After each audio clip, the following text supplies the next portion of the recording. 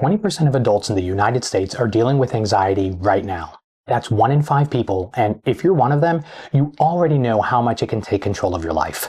Here's what I want you to know today. There are real, evidence-based backed things you can start doing today that can genuinely help you regain control.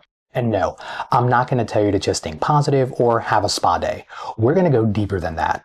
I'm Dr. Kabir Hari, and if you're new to my channel, I'm a double board certified physician in family and obesity medicine, and whether you're managing anxiety without medication or you're already on something and looking for ways to feel even better, this video is for you. Stay with me because number 6 on this list is the one people resist the most, but it's often the most effective. Before we get into the solutions, I want to take a minute to explain what's actually happening when anxiety kicks in. Because once you understand that, the solutions make a lot more sense. Your body has a built-in emergency response system called the sympathetic nervous system, your fight or flight response. It's what keeps you alive when something dangerous is happening. Your heart rate goes up, adrenaline floods your system, and your body mobilizes everything it has to help you either fight or run. That system is supposed to activate in an emergency and then turn off.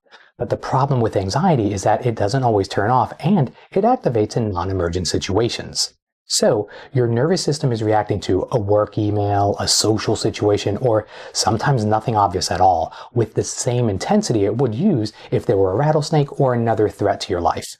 That's what anxiety is, a very real, very physical response that's firing at the wrong times and at the wrong intensity. Now that you understand that, here's what you can do about it. Number 1, move your body. Exercise is one of the most well-studied, non-medication interventions available for anxiety. Around 30 minutes of physical activity a day can meaningfully reduce your anxiety symptoms. It doesn't have to be intense, and you don't have to go to a gym. It just has to be something that gets your heart rate up and something that you can actually stick with. The best exercise is the one you'll actually do consistently, because consistency always beats the perfect plan. Number 2, learn mindful meditation. I know, meditation sounds like something that's not for you. I hear that from folks all the time. But mindful meditation, which is simply the practice of focusing your breathing and bringing your attention to the present moment, has been shown across multiple studies to be an effective tool for managing stress and anxiety. Even 5 to 10 minutes a day of intentional, focused breathing can start to shift things. If you're not sure where to start, there are great free apps and YouTube videos available that can walk you through it. Number 3, get outside. This one sounds too simple to be real, but it works. Time in nature, fresh air, natural light, these things have a measurable effect on your nervous system. And in a world where a lot of us are spending more and more time indoors staring at screens, this matters more than ever. If getting out to a park or a green space isn't possible, then bring some of it inside. Plants, photos of nature, even nature videos in the background have been shown to have a calming effect. Number 4. Try aromatherapy. This one surprises some people, but there's actual research behind it. Certain plant-based essential oils, lavender in particular, have been studied for their effect on stress and anxiety, and particularly on sleep quality. Surrounding yourself with calming scents isn't a cure on its own, but as part of a broader approach, it's worth trying. Number 5, try yoga. Think of yoga as a combination of exercise and meditation in one practice. It gets your body moving, requires focused breathing, and it's been consistently shown to reduce stress and anxiety. A lot of people are surprised by how physically demanding it can be, and equally surprised by how calm they feel afterwards. If you haven't tried it, give it a shot. Number 6, work with a therapist. Unfortunately, this is the one people resist the most, and I want to address that directly.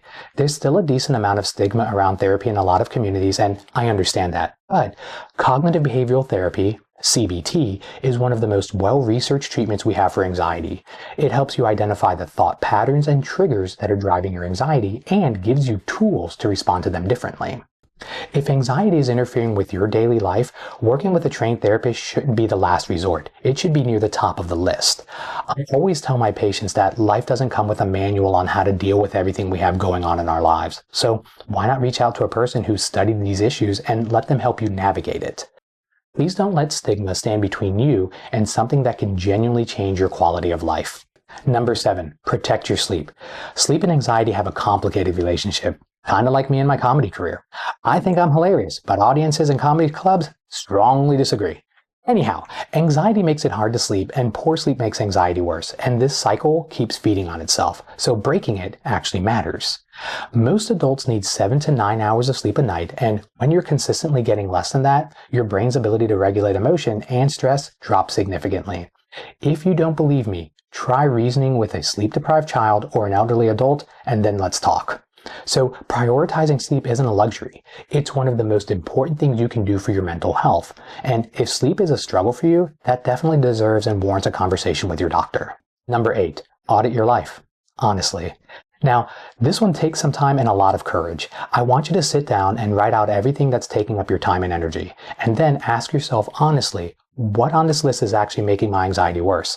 Are you overcommitted? Are there relationships or obligations that are draining you? Are there stresses you've been tolerating that you actually have control over? A lot of anxiety is self-imposed, not because you're doing anything wrong, but because modern life encourages us to keep adding without ever taking anything away. So give yourself permission to simplify. Number 9, practice intentional breathing. This is the simplest tool on the list and one of the most immediate. Slow, deep, purposeful breathing activates your parasympathetic nervous system, the rest and digest counterpart to your fight or flight response, and it's a direct signal to your body that you're safe. Try it right now if you want. Inhale slowly for 4 counts, hold for 4, exhale for 4, and then repeat. That's it. Building this into your day, even just a few minutes, a few times a day, can make a real difference over time and help you regain control. Number 10, keep a journal. Writing things down gets them out of your head, and that matters. When anxious thoughts stay inside your mind, they tend to spiral. But when you put them down on paper, you can look at them more objectively and start to notice patterns. Start to see what actually triggers you and give your brain somewhere to put things instead of cycling through them on repeat. It doesn't have to be long or formal. Even a few sentences at the end of the day can help. Anxiety is real. It's incredibly common, and it can feel like it's running your life, but it doesn't have to. The things we covered on this list aren't just feel-good suggestions. They're backed by evidence, and when you start combining them, the effects compound. So start with 1 or 2 that feel most accessible to you right now, and then build from there. But if you've tried these approaches and you're still struggling, please talk to your doctor, because there are other options available and you don't have to suffer through this alone. If this video were helpful, share it with someone who needs it, and I'll see you in the next one.